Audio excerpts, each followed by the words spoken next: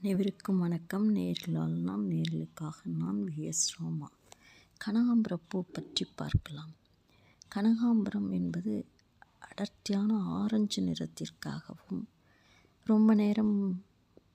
நீண்ட நேரம் வாடாமல் இருக்கும் தன்மைக்காகவும் தென்னிந்தியாவில் மிகவும் பெண்கள் விரும்பும் பிரபலமான ஒரு மலர். பொதுவாக ஆரஞ்சு நிறத்தில் இது காணப்படும். இருப்பினும் மஞ்சள், சிவப்பு மற்றும் நீல நிறங்களிலும் சில வகைகள் உள்ளன.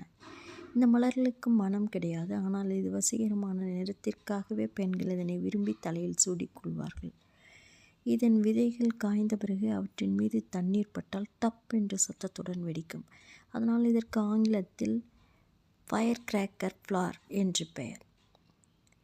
கனகாம்பர செடி வளர்ப்பது மிகவும் எளிது. கொஞ்சம் செம்மண், மற்ற மண்ணிலும் வளரும்.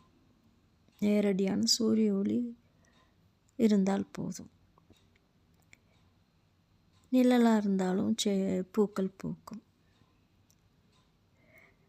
செடியினுடைய வேர்ப்பகுதியில் எப்போது ஈரப்பதம் அவசியம்.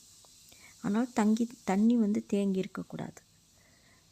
மல்லிகைப்பூவுடன் சேர்த்து கனகாம்பரம் தலையில் சுடுவது ஒரு பாரம்பரியமான அழகுதான். ஆரஞ்சு மற்றும் வெள்ளை நிற கலவை மிகவும் அழகாக இருக்கும். நன்றி.